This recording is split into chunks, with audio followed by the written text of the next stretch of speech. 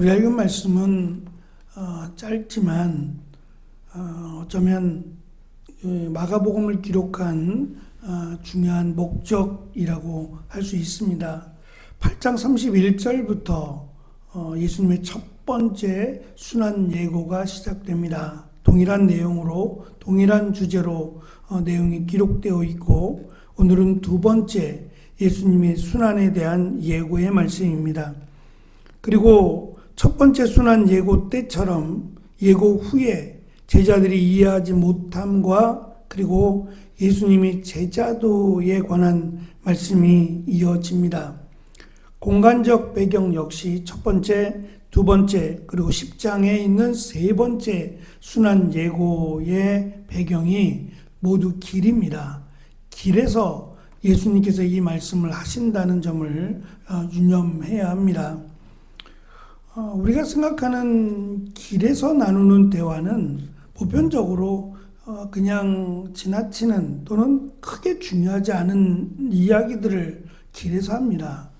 중요하다 여겨지는 내용은 조금 조용한 공간 또는 집중될 수 있는 그런 공간에서 이야기를 나누게 되죠. 예수님이 이 내용이 지금 하시는 첫 번째, 두 번째, 세 번째의 순환 예고가 제자들에게는 그리 중요하지 않아서 길에서 하시는 것이 아니라 이 길이라고 하는 이 공간 자체가 단순히 걸어가는 길을 의미하는 게 아니라 삶이라고 하는, 인생이라고 하는 것을 길로 표현하기 때문입니다. 그래서 우리의 길을 인도해 달라고 했을 때에 목적지까지 안전하게 도착해 달라고 하는 의미보다는 오히려 우리의 인생, 우리의 삶을 주장해 달라, 인도해 달라고 하는 의미가 훨씬 큽니다. 그러니까 길에서라고 하는, 길에서 세 번씩이나 동일한 주제의 내용을 말씀하신 것은 제자들의 삶이 앞으로 이후의 제자들의 삶 또는 제자들의 인생이 예수님을 따라가는 길이어야 된다라는 것을 의미하고 강조하고 있습니다.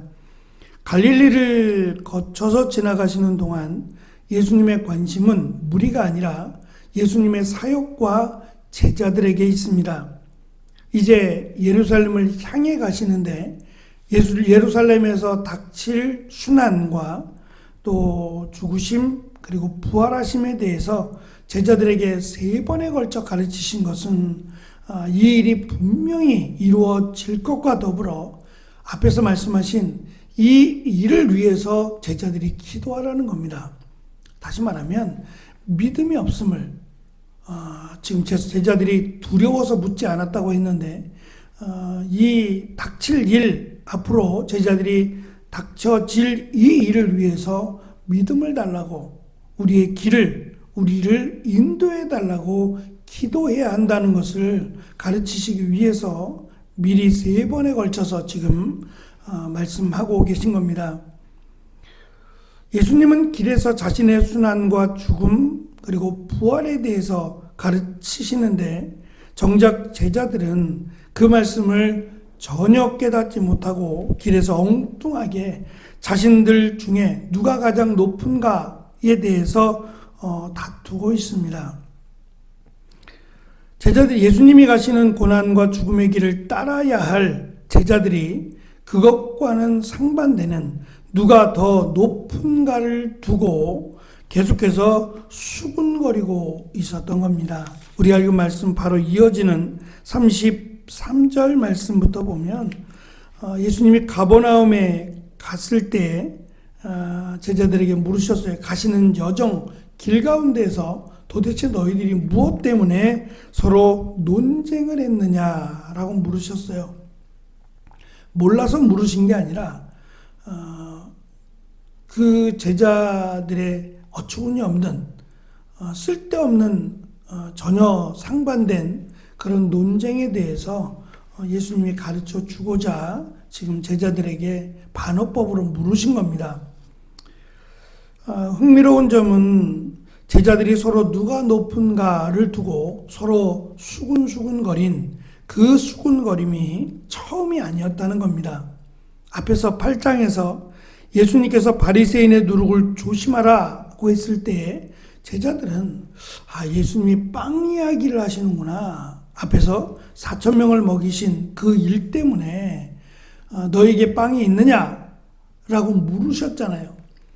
그때 제자들은 자신들은 갖고 있지 않고 갖고 있는 아이의 빵을 설명하고 뭐 보잘것없는 몇 개 되지 않는 이 빵으로 어떻게 저 사람들을 먹일 수 있겠습니까? 라고 하는 참 어리석은 답변을 했고 예수님이 그것을 통해서 기적을 허락하셨죠. 그래서 또다시 기적을 행하시려고 하시나 보다라고 생각하고 빵 이야기를 하고 있었어요.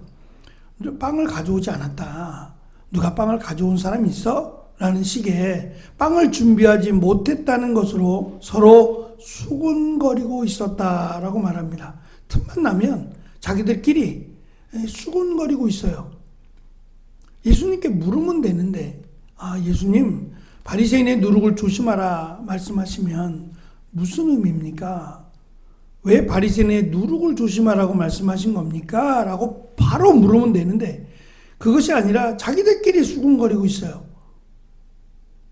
답도 없는 이야기죠. 답이 나올 수 없는 자기들끼리 전혀 예수님의 뜻과는 상관이 없는 모습을 지금 반복해서 보이고 있습니다. 사실 제자들은 인자이신 예수님의 길을 몰랐던 것이 아니라 알았는데 받아들이지 않은 겁니다. 바보가 아닌 이상 바로 앞에서 물론 우리는 이 9장과 8장 한 장 차이밖에 안 되지만 그리 먼 시간이 아니에요. 그리고 충격적인 내용 아닙니까? 지금 예수님의 인기를 생각하면 마치 당장이라도 왕이 되셔야 돼요. 사람들의 예수님께 몰려드는 이 상황이 예수님의 왕이 되기에 조금도 부족함이 없어요. 귀신을 쫓아냈지요. 또 많은 사람들 앞에 광야에서 5천 명 또는 4천 명 되는 사람들을 먹이셨죠. 병자를 고치셨고요. 뭐 더 이상 예수님이 왕이 되지 못하실 이유가 없어요. 가르치심의 내용도 권위가 있고 그 말씀을 듣고자 많은 사람들이 몰려드는 이러한 상황은 예수님 외에 누가 왕이 되겠는가 싶을 정도로 예수님의 인기가 최고조에 이르고 있어요. 근데 그때 예수님께서 하신 말씀이 고난을 받는다는 거예요. 그리고 여기서 멈추지 않고 죽는다는 것이고 3일 뒤에 살아나실 것이다 라고 하는 고난과 죽으심과 부활을 예수님이 말씀하셨단 말이에요. 아무리 길에서 말씀하셨을지라도 이 말씀은 충격입니다. 더군다나 제자들은 예수님이 왕이 되실 것을 기대하고 있었고 왕이 되시면 후회되지 않는 삶, 앞으로 무언가 보장된, 비록 우리가 업으로 살았고 사람들로부터 손가락질을 당한다 할지라도 이제는 무언가 좀 떵떵거리며 살 수 있는 그런 명예와 부를 기대하고 있었습니다. 그런데 예수님의 말씀은 마치 제자들의 기대를 아시는 것처럼 죽으실 것이다, 고난당하고 죽을 것이고 3일 만에 부활할 것이다 라고 하는 내용의 말씀을 하셨어요. 당시에는 분명히 이해를 하지 못했을지라도 그 말씀을 잊어버리지는 않았습니다. 근데 또다시 똑같은 내용의 말씀을 또다시 하셨어요. 두 번째 하시면 이 말씀이 그냥 던지는 말씀이 아니에요. 나중에 예수님께서 예수님을 3번씩이나 부인했던 베드로에게 따로 요한복음에 의하면 물으셨죠. 내가 나를 사랑하느냐?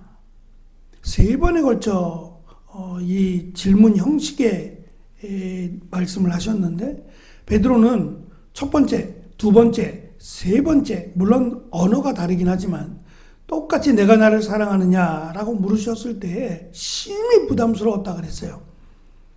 누구든지 똑같은 내용의 주제의 내용을 2번, 3번 반복하게 되면 부담스럽습니다. 나를 믿지 못하나?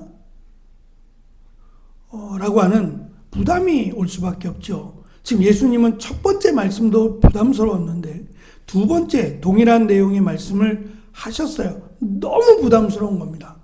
정말 이 말씀이 진짜라면 이라고 하는 부담이 들었어요. 우리가 읽은 말씀 31절 그리고 32절의 내용을 보면 제자들이 묻기를 두려워했다라고 기록합니다. 묻지 않은 내용은 인자의 길에 대한 것이고 묻지 않은 이유는 두려움 때문이었습니다.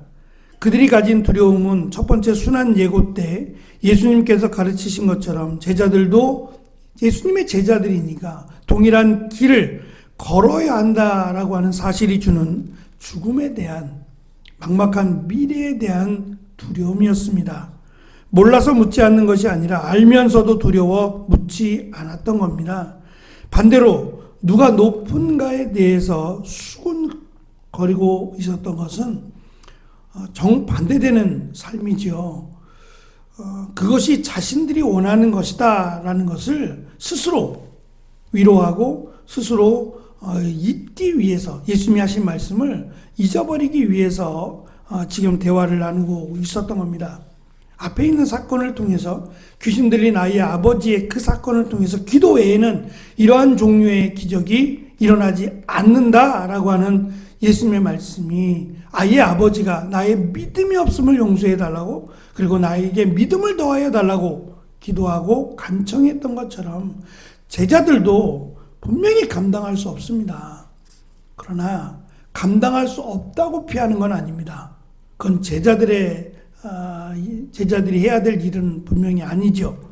힘들고 어려워도 그 일이 예수님께서 원하시는 일이고 예수님께서 하신 말씀이라면 이것을 감당할 수 있는 믿음을 달라고 기도했어야 맞습니다.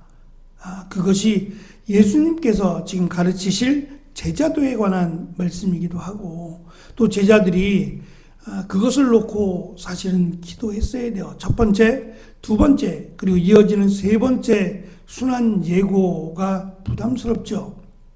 막막할 것이고 또 고민할 겁니다. 계속 이대로 예수님을 따라야 할 것이냐.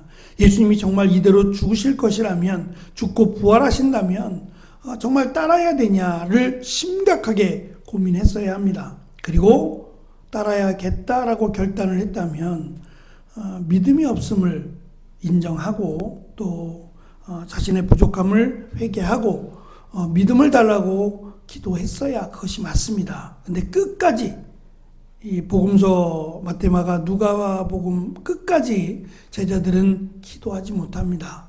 오히려 졸다가 예수님께 책망을 듣게 되죠.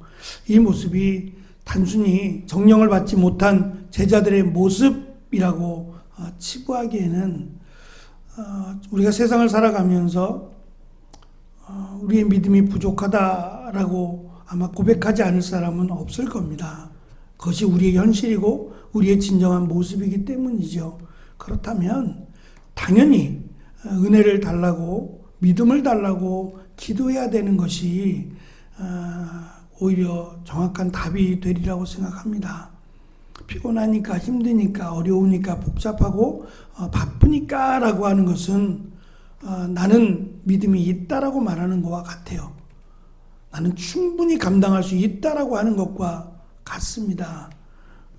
앞에서 제자들이 9명 적어도 9명 전체가 다 모여 있다면 그 누구도 귀신 들린 아이의 병을 고치지 못합니다. 그것은 자신들의 능력을 의지했기 때문입니다. 결단코 그러한 능력이 제자들은 없습니다. 그래서 능력을 달라고 그래서 믿음을 달라고 기도하라고 말씀하신 거죠. 우리에게 놓여진 일들 앞에서 기도하는 것이 정답일 뿐만 아니라 특별히 기도함으로 말미암아 우리에게 하나님의 그 거룩한 길을 따라가는 일에 기본적인 준비라고 할 수 있을 겁니다. 이 시간 기도할 때에 우리뿐만 아니라 사랑하는 성도들이 기도의 자리를 사모하고 또 기도함으로 하나님의 도우심과 또 인도하심을 구하는 귀한 은혜가 있기를 함께 기도해 주시기를 바랍니다. 기도하겠습니다.